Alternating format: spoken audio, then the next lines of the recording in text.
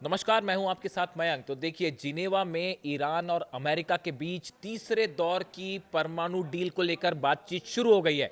लेकिन इसी बीच ये बातचीत शुरू होती इसी बीच चीन ने बाजी पलट दी है। चीन ने एक ऐसा ऐलान कर दिया है जो अमेरिका के लिए अब तक का सबसे बड़ा झटका माना जा रहा है। चीन की तरफ से ऐलान किया गया है कि अगर ईरान पर हमला हुआ तो चीन अमेरिका को सप्लाई होने वाला रेयर अर्थ मटेरियल या जिसे रेयर अर्थ मिनरल कहते हैं उसका निर्यात पूरी तरह से रोक देगा। बेहद बड़ा ऐलान माना जा रहा है। ये रेयर अर्थ मटेरियल क्या है इसको समझना होगा, और ये ऐसा ऐलान माना जा रहा है जो ठीक इस बातचीत के शुरू होने के पहले किया गया। अमेरिका को एक बड़ा संदेश दिया है चीन ने। अब इसके मायने समझिए क्या है, और ये अब तक का सबसे बड़ा ऐलान क्यों माना जा रहा है। कई एक्सपर्ट ये कह रहे हैं कि चीन की तरफ से जो मिसाइल्स आई ईरान, और चीन ने जो हथियार पहुंचाए मदद के लिए ईरान को, ये उससे भी बड़ी मदद कर दी है ईरान की। कैसे समझिए, देखिए जो रेयर अर्थ मटेरियल है इसका इस्तेमाल क्या होता है।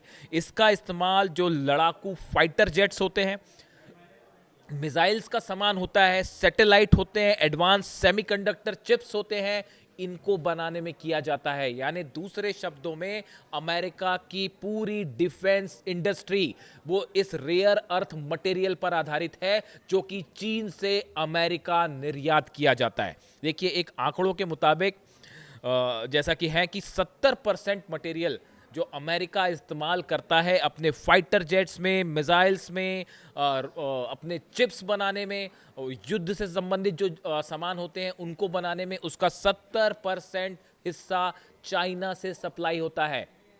चीन की तरफ से कहा गया है अगर ईरान पर हमला हुआ तो ये रेयर अर्थ मटेरियल जो सप्लाई होता है अमेरिका को निर्यात होता है, इसको रोक दिया जाएगा। नतीजा ये होगा, अमेरिका में जो कारखाने हैं हथियार बनाने के, वो 48 घंटे के अंदर वहां प्रोडक्शन रुक सकता है।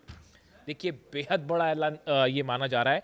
दुनिया के 90% जो रेयर अर्थ मटेरियल्स हैं, मिनरल्स हैं, उसका उत्पादन करने वाला चीन जो है, चीन उसका उत्पादन करता है। और अमेरिका के रक्षा उपकरण, इलेक्ट्रॉनिक व्हीकल्स जो हैं, वो स्मार्टफोन इंडस्ट्री है, वो इसका उपयोग करती है, और ये सबके लिए बहुत बड़ा झटका माना जाएगा।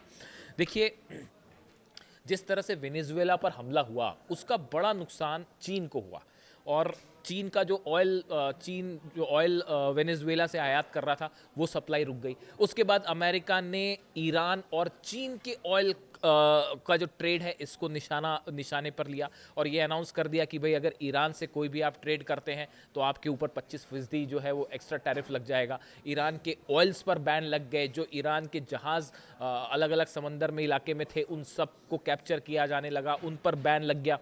इसका बड़ा नुकसान चीन को ये लग रहा है कि उसके ऑयल व्यापार को बड़ा नुकसान हो सकता है। तो अब चीन ने इसीलिए ईरान के पक्ष में एक बड़ा ऐलान करके इकोनॉमिक जो सैंक्शंस हैं अमेरिका के, एक प्रकार का आर्थिक वार था, उसका जवाब भी आर्थिक वार से ही दिया है, इकोनॉमिक स्तर पर जाके जवाब दिया है।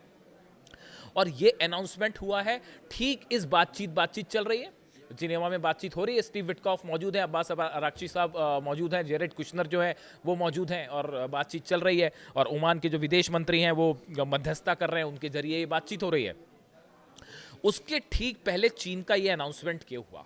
देखिए, बार बार इस तरह की खबरें आई। कल डोनाल्ड ट्रंप का बयान आया था, मैंने वीडियो बनाया, उन्होंने कहा कि चीन ईरान की मिसाइलें हम तक पहुंच जाएंगी। कई एक्सपर्ट्स ने ये कहा कि मानो एक जंग का एक बहाना तैयार कर रहे हैं डोनाल्ड ट्रंप, एक ग्राउंड तैयार कर रहे हैं, एक वजह बता रहे हैं। जिस तरह इराक पर हमला हुआ कि वेपन्स ऑफ मास डिस्ट्रक्शन है इराक के पास, ये कहकर वहाँ हमला हुआ, तो मानो ये कहा गया कि ईरान की जो है ICBM मिसाइल्स जो हैं वो जल्दी न्यूयॉर्क, वाशिंगटन तक पहुँच जाएंगी। इस तरह का बयान जो है डोनाल्ड ट्रंप ने कल वहाँ हाउस ऑफ रिप्रेजेंटेटिव के मेंबर्स थे और सीनेट के मेंबर्स बैठे थे, उनके सामने दिया।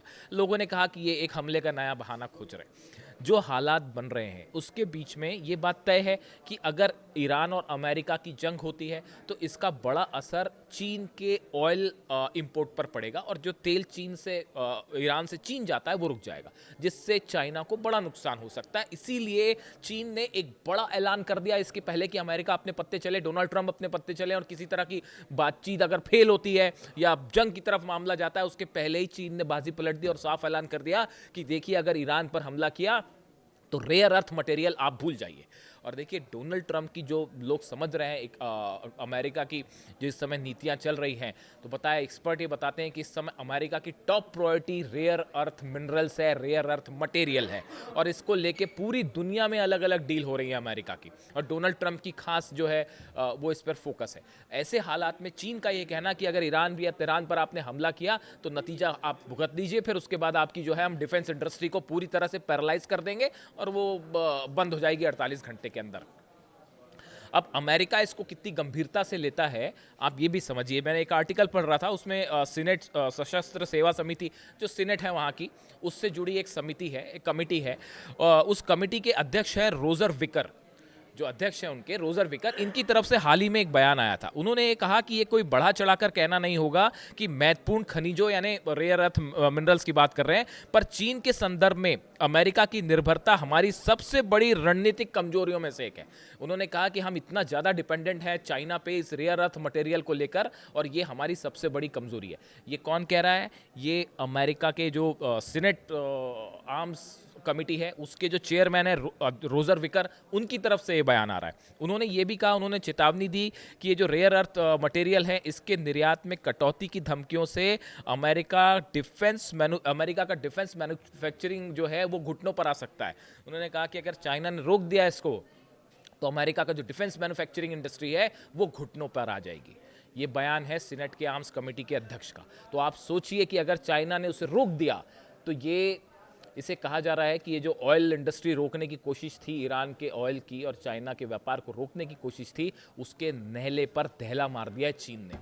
और जो लोग इस बात को समझते हैं कि ये कितना महत्वपूर्ण है और ये एक ऐसा फैसला है जिसको ये कहा जा रहा है कि ये बड़ा गेम चेंजर साबित हो सकता है। अगर किसी भी तरह का, और अमेरिका को 10 बार सोचना पड़ेगा ईरान पर हमला करने को लेकर, अगर ईरान पर हमला होता है और चाइना ने फैसला ले लिया रोकने का तो इसका बड़ा खामियाजा अमेरिका को भुगतना पड़ेगा और उसका एक बड़ा नतीजा ये होगा। पहले भी ये आशंकाएं जताई जा रही हैं। उनके जो चीफ हैं उन्होंने ये कहा, आर्मी के जो चीफ ऑफ जॉइंट स्टाफ है डैन केन, उनकी तरफ से बयान आया कि भाई अगर ईरान पर हमला करते हैं और जंग जो है वो लंबी चल गई तो फिर चाइना से अगर कभी काउंटर करना पड़ गया तो हथियारों की कमी हो सकती है। ऐसे में चीन का ये फैसला गेम चेंजर माना जा रहा है। इसी बीच जहाँ तक डील की बात है उसके बारे में कमेंट लीजिए।